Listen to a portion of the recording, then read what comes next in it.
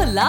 Your dream vacation to Turkey starts from rupees 79,999 only with GT Holidays, South India's #1 travel brand. கங்குவானுடைய trailer, அதாவது முதல் கட்டமாக teaser சின்ன glimpse எல்லாம் வந்தது. அதில் நிறைய அதிருப்திகள் இருந்தது. ஆனால் இந்த ட்ரெய்லர் வந்துட்டு எல்லாத்தையுமே தவிடுபடியாக கிடைச்சல சார். நீங்கள் சொன்ன மாதிரி ஒரு சூர்யாவுடைய பிறந்த நாளுக்கு ஒரு கிளிம்ஸ் வீடியோ வந்தது. வந்த உடனே எடுத்து அதை போட்டு அடிக்க ஆரம்பித்தாங்க. வந்து என்னங்க வந்து நீங்கள் வந்து ஒரு சும்மா ஒரு க்ரீன் மேட் கட்டி பண்ணுற அனிமேஷன்லாம் இவ்வளோ பிரமாதமாக இருக்குது, இப்படி ஒரு அனிமேஷன் பண்ணி வச்சுருக்கீங்க, விஎஃப்எக்ஸ் பண்ணி வச்சுருக்கீங்க நீங்கள், இதெல்லாம் நல்லாவே இல்லைன்னு கடுமையான விமர்சனம் வந்த பிறகு சூர்யாவே களத்தில் இறங்கி பெருமாச்சின்னு ஒரு வார்த்தையை அவர் பயன்படுத்துகிறாரு. இந்த பெருமாச்சி யார்? இந்த பெருமாச்சி தான் சூர்யாவா? அப்படி ஒரு பெருமாச்சின்னு ஒரு கேரக்டர் இருந்ததா? இப்போ என்ன இவ்வளோ சீக்கிரமாக விட்டாங்கன்னு பார்க்கும்பொழுது இந்த ட்ரெய்லரையே வந்து பார்ட் 1, பார்ட் 2, பார்ட் 3ன்னு விடுப்புறாங்க. ஒரு 1800 வருடங்களுக்கு முன்னால் நடக்கிற ஒரு கற்பனை கதை. அந்த கற்பனை கதையோடு சேர்த்து 2023க்கு ஒரு டைம் ட்ராவலர் மூலமா சூர்யா வராரு. ட்ரெய்லரில் கடைசியாக வந்துட்டு ஒரு உருவம் வருது குதிரையில். அதை பார்க்கும்போது வந்துட்டு கார்த்தியாக தான் இருக்கும்னு எல்லாருமே டீகோட் பண்ணுறாங்க. அந்த கார்த்தின்னு இருந்தது உறுதிப்படுத்துனதே வந்து சிறுத்தை சிவாதான். இதில் வந்து கிளைமேக்ஸில் வந்து ஒரு 10,000 பேரோட ஒரு சண்டை காட்சி ஒன்று எடுக்கிறதுக்கு பிளான் பண்ணியிருக்காங்க. அந்த 10,000 பேர் இருவோடு இருக்கும் பொழுது தான் கார்த்தி வராரு அப்படின்னு. நீங்கள் என்ன பில்டப் பண்ணாலும் கொடுங்க சாமி, நீங்கள் அதில் தப்பே கிடையாது. கண்டென்ட் இருக்குதா, நீங்கள் என்ன வேணாலும் சொல்லலாம். நீங்கள் 400 கோடி 500 கோடிலாம் ஸ்டீபன் ஸ்பீல்பர்க் பார்த்துட்டு இதை வந்து கை தட்டினார்னு கூட சொல்லலாம். அது முதல் காட்சி உட்காந்த நாளையில் 9 மணிக்கு அவன் போடுற சோஷியல் மீடியாவில் போடுற அந்த விமர்சனம் தான் இந்த படத்தினுடைய தலைவர்.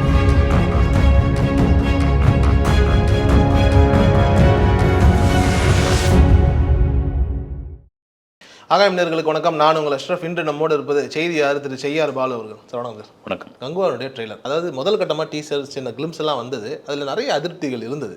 ஆனால் இந்த ட்ரெய்லர் வந்துட்டு எல்லாத்தையுமே தவிடுபடியாக கிடைச்சல சார். கண்டிப்பாக உங்களுக்கு வந்து முதல்ல ஒரு கிளிம்ஸ் ஒன்று விட்டுருந்தாங்க. அந்த கிளிம்ஸ் விடுறதுக்கு முன்னாடி வந்து கங்குவாவை பற்றி நான் ஆரம்பத்தில் கொடுத்த பில்டப் வந்து கிட்டத்தட்ட ஒரு 350 கோடிக்கு மேலே செலவு பண்ணுறோம். சூர்யாவுடைய சினிமா கரியர் மிக முக்கியமான படம். இதுக்காக தான் சூர்யா இவ்வளோ காலம் வெயிட் பண்ணிக்கிட்டு இருக்காரு. இது வந்து ஏறக்குறைய வந்து தமிழ் சினிமாவில் ஒரு பேன் இண்டியா படம் 1000 கோடி விங்குக்குள்ளே சேரக்கூடிய ஒரு படமாக இருக்குன்ற மாதிரியான விஷயங்கள்லாம் சொல்லிட்டு இருந்தாங்க. அதுக்கேற்ற மாதிரி வந்து கங்குவாவுக்கு முன்னே எதற்கும் துணிந்தவன் ஒரு தேட்டரில் வந்த படம், ஒரு தேட்டரிக்கல் படம். அதற்கு முன்னாடி வந்து சூரரை போட்டு ஜெய்பி படங்கள் வந்து ஓடிடி தளத்தில் வந்துடுச்சு. அப்போ என்னென்னா இந்த படம் வந்து தேட்டரில் வந்திருக்கலாமே அப்படின்ற ஒரு எதிர்பார்ப்பு இருந்தது. வந்து நீங்கள் சொன்ன மாதிரி ஒரு சூர்யாவுடைய பிறந்த நாளுக்கு ஒரு கிளிம்ஸ் வீடியோ வந்தது. வந்த உடனே எடுத்து அதை போட்டு அடிக்க ஆரம்பித்தாங்க. வந்து என்னங்க வந்து நீங்கள் வந்து ஒரு சும்மா ஒரு க்ரீன் மேட் கட்டி பண்ணுற அனிமேஷன்லாம் இவ்வளோ பிரமாதமாக இருக்குது, இப்படி ஒரு அனிமேஷன் பண்ணி வச்சுருக்கீங்க, நீங்கள் விஎஃப்எக்ஸ் பண்ணி வச்சுருக்கீங்க, நீங்கள் இதெல்லாம் நல்லாவே இல்லைன்னு கடுமையான விமர்சனம் வந்த பிறகு சூர்யாவே களத்தில் இறங்கி அந்த டீம் டோட்டலாக மொத்தத்தையும் மாற்றிட்டு திரும்ப புதுசாக ஆட்களை கொண்டு வந்து ஃபாரின்லேருந்து தான் சில விஎஃப்எக்ஸ் வல்லுநர்கள் எல்லாம் கொண்டு வந்து இது பண்ணியிருக்காங்க அப்படின்ற மாதிரி தகவல் இருந்து. அதுக்கப்புறம் சில அப்டேட்லாம் வந்தது. குறிப்பாக அந்த ஃபயர் சாங் ஒன்று வந்தது. வந்த உடனே டிஎஸ்பி என்னங்க ஆடி மாதம் கூழ் ஊத்துற பாட்டெலாம் போட்டிருக்காருன்னு ஒரு பக்கம் வந்து அந்த கங்குவாவுக்கு அந்த டீம் சம்மந்தப்பட்டவங்க எவ்வளோ பெரிய பில்டப் கொடுத்துக்கிட்டு வராங்க. அது மேலே உள்ள எதிர்ப்பு ஞானவேலாகட்டும் மற்றவங்க தனஞ்சயன் முதல் கொண்டு சூர்யா மட்டும்தான் பேசலை. அவங்க எல்லாரும் வந்து அவங்கவுங்க ப்ராடக்ட் மேலே அவங்களுக்கு ஒரு நம்பிக்கை உண்டு. இப்படியாப்பட்ட விமர்சனங்கள் வந்துக்கிட்டே இருக்கும் பொழுது சரி ட்ரெய்லர் எப்படி இருக்கும் அப்படின்னு ஒரு அற்புதமான விஎஃப்எக்ஸ் பண்ணியிருக்காங்க. எந்த மாதிரியான விமர்சனங்கள்லாம் வந்ததோ அதற்கு ஒரு பதிலடி கொடுக்குற மாதிரியான ஒரு விஎஃப்எக்ஸாக இருந்தது. அதை தாண்டி ட்ரெய்லரே பார்க்கும்போது அவ்வளோ ஒரு ஹாலிவுட் படம் பார்க்குற ஒரு ஃபீல் வந்து கொண்டு வந்து நிறுத்துச்சு. சார் இந்த ட்ரெய்லரில் கூட பெருமாச்சின்னு ஒரு வார்த்தையை அவர் பயன்படுத்துகிறாரு. அதே மாதிரி வந்துட்டு நிறைய இடங்களில் வந்துட்டு பண்டைய தமிழ் மாதிரி, அது என்ன தமிழ்னு நமக்கு புரியல, அந்த தமிழ் வாசகங்கள்லாம் வந்துட்டு பயன்படுத்திருக்காங்களே, இது எந்த மாதிரியான ஒரு நிலை? இல்லை இது பெருமாச்சி அப்படின்றது வந்து சூர்யாவை தான் குறிக்கிறாங்க. இந்த பெருமாச்சி வந்திருக்கிறான் அப்படின்னு நம்ம பேசுகிற மாதிரி இந்த 2 இனக்குழுவுக்குள்ளே நடக்கிற சண்டை வந்து இதில் நல்லவர்கள் கெட்டவர்கள் இப்போ பொதுவாகவே உண்டு. ஒரு ஹீரோ ஒரு வில்லன் அப்படின்னு இதில் என்ன டீகோட் பண்ணி பேசுகிறாங்க அப்படின்னா சோஷியல் மீடியாவில் 2 பேருமே கெட்டவங்க தான் அப்படின்னு. அதுலேயும் பாபி தியோல் பார்த்தீங்கன்னா ஒரு என்ன சொல்கிறது வந்து ஒரு ரத்தத்துக்கான ஒரு ரத்த வெறி பிடிச்ச மாதிரியான ஒரு விஷயமா இருக்குது. வந்து அந்த முகத்தில் ஒரு ரத்தம். அப்புறமா இந்த ட்ரெய்லர்லேயே பார்த்தீங்கன்னா அவன் மண்டை ஓட்டுக்குள்ளே உதிரத்தை ஊற்றி எடுத்துன்னு வாங்கடா நாங்கள் குடிக்கணும் அப்படின்ற மாதிரியான பேசுகிற அந்த காட்சிகள் ஆகட்டும். குறிப்பாக அந்த பெருமாச்சி வந்து இப்போ சில பேர் சோஷியல் மீடியாவில் கொஞ்சம் வரலாற்று தெரிந்தவர்கள்லாம் என்ன பண்ணியிருக்காங்க, சிறுத்தை சிவா இது ஒரு 1800 வருஷத்துக்கு முன்னாடி நடந்த கற்பனை கதைன்னாலும் அப்பொழுது வாழ்ந்த ஒருவனை வச்சு ஒரு தலைவனை வச்சு ஒரு லைனில் பிடிச்சிருக்காங்க அப்படின்னு அந்த தலைவன் தான் பெருமாச்சியாக இருக்கலாம் அப்படின்னு ஒரு கேள்வியும் இருக்குது. மேபி அது படமாக வரும்போது ரிவீல் பண்ணுவாங்கன்னு நினைக்கிறேன். இது வரைக்கும் பார்த்தீங்கன்னா ஒரு கற்பனை சொல்லிட்டு இருக்காங்க. சூர்யாவோட டைலாக் நிறைய பார்த்தீங்கன்னா ஒரு தமிழ் தெரியுது, அப்புறமா வந்து சங்கத்தமிழ் மாதிரி இருக்குது, அப்புறமா வந்து சில வார்த்தைகள் புரியல, ஏதோ இந்த பழங்காலத்தில் இல்லை காட்டுவாசிகள் பேசக்கூடிய ஒரு மொழியாக என்னான்னு பார்க்கும்போது இன்ஸ்டாவில் அதெல்லாம் கூட எடுத்து சூர்யா ரசிகர்கள் மொழிபெயர்க்க ஆரம்பிச்சிட்டாங்க. இது இல்லைங்க, தமிழ் தான் இது. கிட்டத்தட்ட இது வந்து சங்க இலக்கியங்கள்லேருந்து இல்லை 8 தொகை 10 பாட்டு இதில் இருந்த வார்த்தைகள்லாம் எடுத்து பயன்படுத்தியிருக்காங்க அப்படின்னும் பொழுது இதை மீறி இதில் ஒரு பெரிய ஒரு மைனஸ் என்னென்னா, உங்களுக்கு அந்த டயலாக் புரியாத போயிடுச்சுன்னு வச்சுங்க, அது பாஸ் ஆகிடும் இல்லைங்களா. அது ஒரு பெரிய இது. நீங்கள் நிறைய படங்களில் அந்த கொஞ்சம் தப்பு நடக்குது. இப்போ நம்ம இந்த ட்ரெய்லரை வந்து கிட்டத்தட்ட ஒரு 3 முறை ஓட்டி பார்த்தோம். அது சினிமா தேட்டரில் அது மாதிரி பண்ண முடியாது இல்லைங்களா. நிச்சயமா. அதை தாண்டி பார்த்தீங்கன்னா இந்த சிங்கிள் ஸ்க்ரீன் ஊரில் இருக்கிற தேட்டர்லாம் இன்னும் வந்து டிடிஎஸ்ல தான் இருக்குது, ஆடியோ சிஸ்டம் சரியில்லாமலாம் இருக்குது. இதெல்லாம் எந்த அளவுக்கு போய் புரியணும்னு தெரியல. இது எல்லாம் மீறி திரும்பவும் வந்து கங்குவாவில் ஒரு பிரம்மாண்டம். இந்த பெருமாச்சி யார், இந்த பெருமாச்சி தான் சூர்யாவா, அப்படி ஒரு பெருமாச்சின்னு ஒரு கேரக்டர் இருந்ததா அப்படின்றத வந்து இனி வரக்கூடிய அப்டேட்டில் தான் தெரிய வரும். சார் குறிப்பாக வந்துட்டு இப்போ இந்த படத்தினுடைய டிஎஸ்பி வந்துட்டு பயங்கரமாக நம்ம ட்ரோல் பண்ணோம். ஆனால் இந்த ட்ரெய்லரில் வந்து பிஜிஎம்லாம் இருக்கு இல்லையா, எக்ஸ்ட்ரானரியாக இருக்குது சார். உண்மையிலே கரெக்டாக சொன்னீங்க நீங்கள் வந்து. ஏன்னா தேவஸ்ரீ பிரசாத் வந்து தெலுங்கில் மோஸ்ட் வாண்டட் மியூசிக் டைரக்டர். அதுதான் பார்த்து தமிழ்லேயும் இப்போ குட் பை டேக்லாம் அவர் தான் பண்ணிகிட்டு இருக்காரு. இங்கேயும் மாஸ் ஹீரோக்களுக்கு தகுந்த மாதிரியான அந்த பின்னணி இசை சாங்கு, அப்புறமா அவருக்கே உரிய பிஜிஎம், இந்த கந்தசாமி படங்கள்லாம் ஒரு வாய்ஸ் ஓரளவு ஆகிட்டே இருக்கும். வந்து இதெல்லாம் கொடுத்துருக்காரு. இளையராஜாவோட மிக தீவிர வெறியன் கூட சொல்லலாம். அப்படி அவர்கிட்ட போனோன்னா பவ்யமாலாம் ஆகிடுவார். இப்போ சொன்ன மாதிரி ஒரு பெரிய ப்ராஜெக்ட்டு இப்போ நம்மக்கிட்டே இவ்வளோ சொல்லும்போது டிஎஸ்பி கிட்டே எவ்வளோ சொல்லியிருப்பாங்க. வந்து இவ்வளோ பெரிய ப்ராஜெக்டில் சூர்யாவுக்கு முக்கியமான படம், நீங்கள் மியூசிக் பண்ணும்போது அது வேறு லெவலில் இருக்கணும்போது இடையில் புஷ்பா படத்தோட இட்டுக்கெல்லாம் வந்து தேவிஸ்ரீ பிரசாத் தான் காரணம். ஒரு முக்கியமான படம்னா இதில் எந்த விதத்தில் நம்ம ட்ரோல் ஆகிடக்கூடாது அப்படின்னு அவருக்கும் ஒரு ப்ரெஷர் இருக்குது. அந்த ப்ரெஷருடைய வெளிப்பாடு இல்லை நல்ல ஒரு மியூசிக்கை குடிக்கணுன்றதுக்காக ஒரு சின்ன சாம்பிள் தான் இந்த ட்ரெய்லரில் வந்த நீங்கள் சொன்ன மாதிரி இந்த பிஜிஎம், அந்த பின்னணி இசை எல்லாம் நல்லா இருந்துச்சு. இந்த படம் வந்துட்டு இந்த மகாதீரான்னு ஒரு தெலுங்குல ஒரு படம் வந்தது. அந்த படம் எப்படி இருக்கும் அப்படின்னா இந்த மாதிரி பழங்காலம் அப்படி இப்படின்னு சொல்லிட்டு கடைசியில் இப்போ லேட்டஸ்ட்டாக நடக்கக்கூடிய விஷயங்களையும் சேர்த்து வரும். ஆனால் இது முழுக்க வந்துட்டு ஒரு ட்ரைபல், அதில் ஒரு ஆதி காலத்தில் நடக்கக்கூடிய ஒரு கதையாகவே இருக்குல்ல. இப்போ லேட்டஸ்ட்டாக நடக்கக்கூடிய விஷயங்கள்லாம் எதுவும் இதில் வராத படம். பொதுவாகவே எந்த மாஸ் ஹீரோக்கள் பெரிய ஹீரோக்களுடைய படங்கள் ட்ரெய்லர் அப்படின்னா ரிலீஸுக்கு ஒரு 10 நாளைக்கு முன்னாடி, ஒரு வாரத்துக்கு முன்னாடி தான் விடுவாங்க. அது ஆமாம், இன்ன வரைக்கும் கோட்டுக்கே வரலையே ட்ரெய்லர். ஆமாம், இல்லை எல்லா படத்துக்கும் உண்டு. உங்களுக்கு வந்து நீங்கள் ரஜினி, கமல், விஜய், அஜித்தோடைய படங்களுக்கெல்லாம் வந்து ட்ரெய்லர் அந்த நெருக்கத்தில் விடுறதுக்கான காரணம் என்னென்னா, நீங்கள் ஏறக்குறைய வந்து ஒரு பாதி கதையை நீங்கள் தெரிஞ்சுக்கலாம், அதில் வந்து ஜட்ஜ் பண்ணிடலாம். இப்போ என்ன இவ்வளோ சீக்கிரமாக விட்டாங்கன்னு பார்க்கும்பொழுது இந்த ட்ரெய்லரையே வந்து பார்ட் 1, பார்ட் 2, பார்ட் 3ன்னு விடுப்புறாங்க உங்களுக்கு. நீங்கள் சொல்கிற மாதிரி இது சிறுத்தை சிவா சொன்னது தான். வந்து ஒரு 1800 வருடங்களுக்கு முன்னால் நடக்கிற ஒரு கற்பனை கதை, ஒரு நிஜ சம்பவம் கிடையாது, கற்பனை கதை. அந்த கற்பனை கதையோடு சேர்த்து 2023க்கு ஒரு டைம் ட்ராவலர் மூலயமா சூர்யா வராரு. வந்து 2023 அவர் ஏதோ ஒரு கடமையை நிறைவேற்றி விட்டு திரும்பவும் அந்த வருஷத்துக்கு போகிறார் அப்படின்னு அன்அஃபிஷியலான ஒரு ஸ்டோரியாக போயிட்டுருக்கு, ஒரு தகவலாக போயிட்டுருக்கு. நீங்கள் சொன்ன அது சம்மந்தமான பிக்கெலாம் கூட வந்தது வந்து அப்டேட்டில். இப்போ லேட்டஸ்ட்டு சூர்யாவுடைய அந்த வெர்ஷன்லாம் வந்து இது முழுக்க நீங்கள் சொல்கிற மாதிரி அந்த ஒரு 1800 வருஷத்துக்கு முன்னாடி ஒரு கற்பனை கதைன்னா 2 இனக்குழு அல்லது 2 போட்டியாளர்கள் ஒரே பகுதியில் வாழ்கிற 2, ஒரு அரக்கர் ஒரு நல்லவன், இல்லைன்னா ஒரு நீர் ஒரு நெருப்பு. நீங்கள் அதுலேயே தெரிஞ்சு போயிடும் இல்லைங்களா, கங்குவானால நெருப்பு தான் வந்து, சூர்யா நெருப்பு, பாபி தியோல் நீர் அப்படின்ற மாதிரி. இவங்க போட்டி எதுக்காக நடக்குதுன்னு அதில் அந்த ட்ரெய்லரில் டீகோட் பண்ணுற விஷயங்கள், தங்க காயின் மாதிரியான விஷயங்கள் போகுது. வந்து பொதுவாக ஒரு சண்டை அப்படின்னா நிலத்திற்கும் பணத்திற்குமான சண்டையாக தான் இருக்கும். அது பொண்ணுக்கும் மண்ணுக்குமான சண்டையாக இருக்கும்.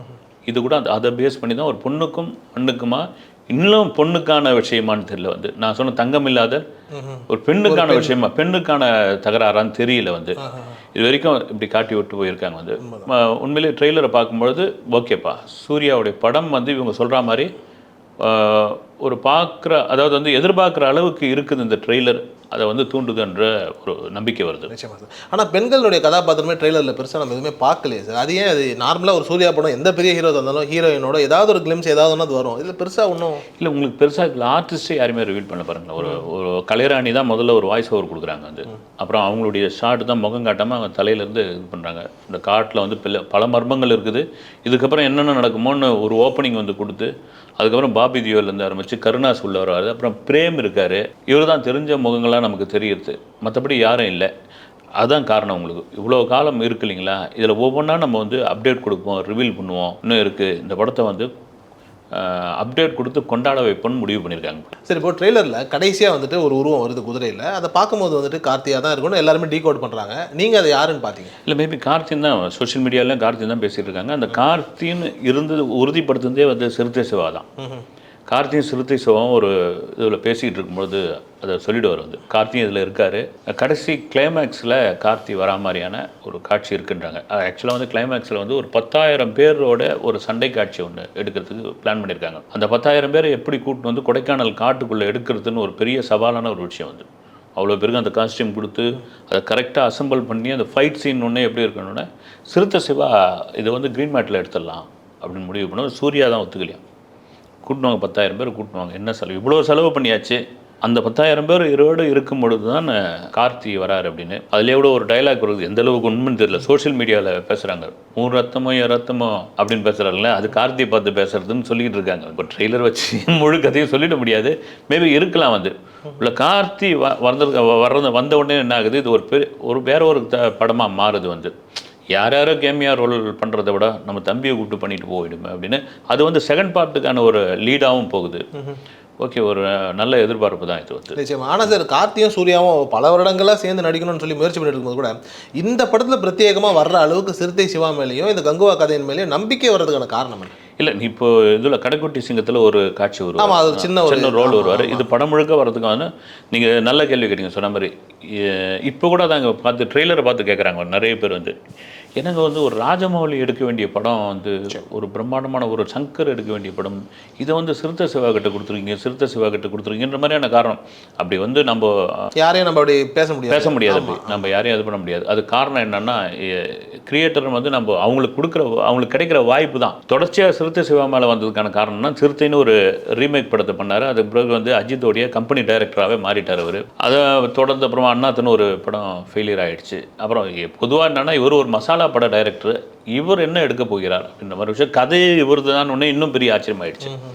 நான் சொன்ன கதை தானே.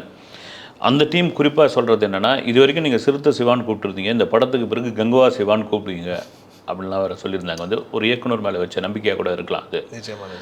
மேபி சொன்ன மாதிரி சிவாவுடைய அந்த ஒர்க்கிங் ஸ்டைலு, அவர் ஒரு டைரக்டராக இருக்கிற ஆளுமை, இந்த மாதிரியான ப்ராஜெக்ட்லாம் எடுத்து பண்ணும்பொழுது அப்படி ஒரு ஆளுமையாக இருக்கணும். அது எல்லாம் பார்த்துட்டு சூர்யா கார்த்திக் கூட ஓகே ஆகிருக்கலாம். வந்து பார்ட் 2க்கும் ஒரு லீடு கொடுத்து, தம்பி நீயே வா அப்படின்னு கைப்பிடிச்சி கூப்பிட்டு மாற சிவா மேல் உள்ள நம்பிக்கையாக கூட அது மாறி. நிச்சயமாக.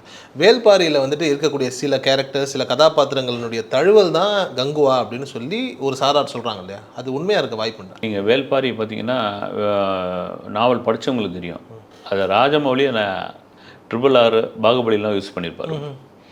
நீங்கள் இந்த மாட்டு கொம்புலேருந்து தீப்பத்தின்னு எரியும் அனுப்புவாங்க இல்லைங்களா, அப்பட்டமாக வேல்பாரியில் இருக்குது. நீங்கள் இதை பாகுபலியோடைய நிறைய சாயெல்லாம் அதில் தெரியும். வந்து சூர்யா வந்து ஒரு நாக அம்பு ஒன்று விடுவார், பாம்பு தலையோட. அது தமன்னா.